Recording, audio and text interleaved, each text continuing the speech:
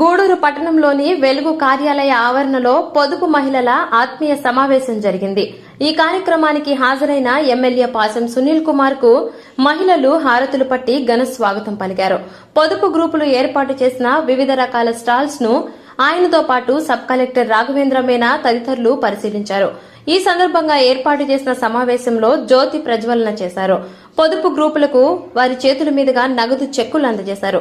ఈ సందర్భంగా ఎమ్మెల్యే సునీల్ కుమార్ మాట్లాడుతూ పొదుపు సంఘాలను ఏర్పాటు చేసింది ముఖ్యమంత్రి చంద్రబాబు అని గుర్తు చేశారు. మహిళల అభివృద్ధికి నిరంతరం పనిచేసే నాయకుడు చంద్రబాబు అని కొనియాడారు. మహిళాభివృద్ధి కోసం రుణాలు మంజూరు చేయడం జరుగుతుందని, మహిళలు ఆయనను గుర్తుపెట్టుకోవాలని వివరించారు.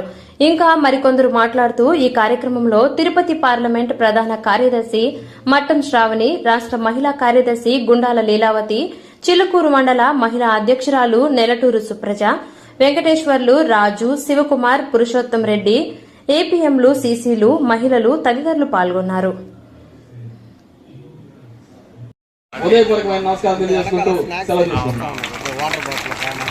ధన్యవాదాలు సార్.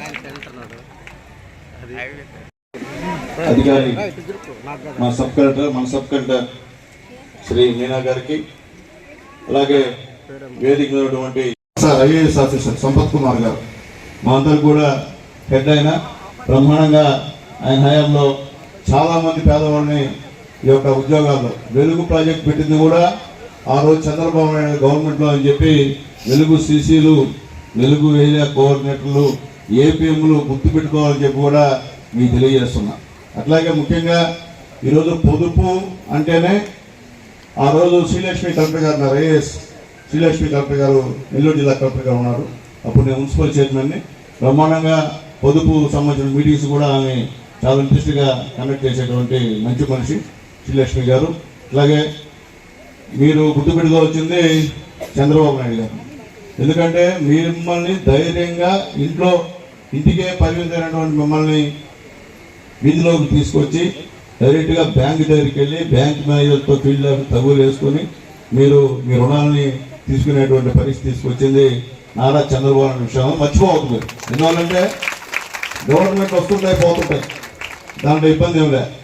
ఏ గవర్నమెంట్ వచ్చినా ఏ ముఖ్యమంత్రి మనకు పనిచేశాడు, ఆడవాళ్ళ పక్షపాతి ముఖ్యమంత్రి ఎవరు, ఆడవాళ్ళని అవమానించి ఆడవాళ్ళ అభ్యున్నతి కోసం పాటుపడే ముఖ్యమంత్రి ఎవరు అనేది మీకు తెలుసున్నారు. ఖచ్చితంగా మీరు తెలుసుకోవాలి కూడా.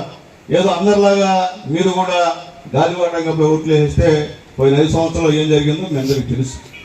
ఈరోజు చంద్రబాబు వచ్చారు కాబట్టి మీ పొదుపుని పెంచగలిగారు. గతంలో పెంచాడా?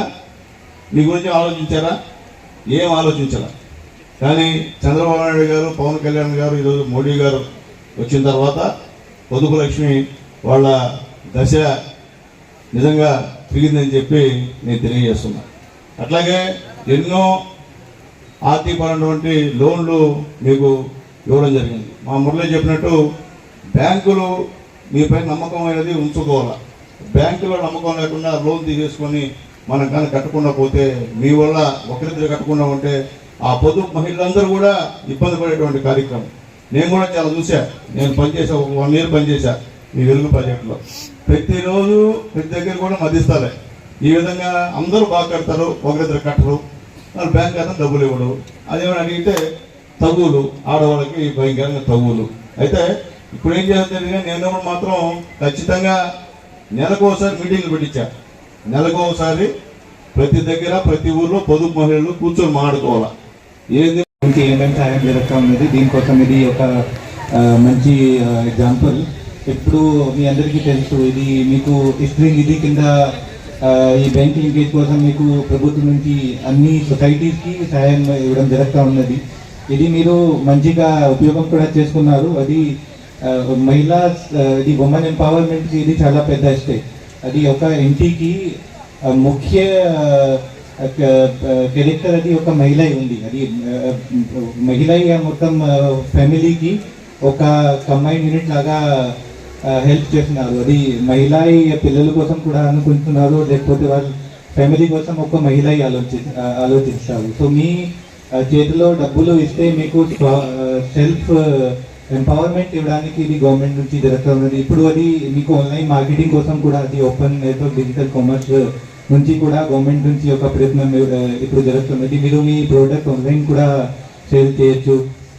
మీకు ఇది లోన్ అమౌంట్ కూడా గవర్నమెంట్ అది ఎక్కువ మీకు ఇప్పుడు ఇస్తున్నారు. తర్వాత ఈ ఇండివిజువల్ మెంబర్కి కాదు, అది మొత్తం విలేజ్కి ఒక విలేజ్ ఫండ్ ఉంది. ఆ విలేజ్ ఫండ్కి కూడా మీరు లోన్ తీసుకోవచ్చు. సో ఇలాంటి అన్ని స్కీమ్ ఇప్పుడు అది జరుగుతూ ఉన్నది. ఇది మీరు ఖచ్చితంగా బెనిఫిట్ తీసుకోండి. మీకు ఈ సంబంధించిన అన్ని ఏపీఎం గారు లేకపోతే అది కింద వరకు సిబ్బంది కూడా మీతో అందుబాటులో ఉన్నారు. అది మళ్ళీ మీకు ఈ అన్ని యోజనకి మీరు బెనిఫిట్ తీసుకోండి. తర్వాత అది మహిళా దివస్ అప్పుడు 8 మార్చ్కి అయింది. బట్ ఇప్పుడు మీరు అందరూ ఇక్కడే ఉన్నారు. తర్వాత మహిళా దివస్ ఒక్క రోజు కాదు, ఇది ప్రతిరోజు మనం సెలబ్రేట్ చేయాలి. సో మీ అందరికీ నా తరఫున నుంచి మళ్ళీ శుభాకాంక్షలు, ధన్యవాదాలు.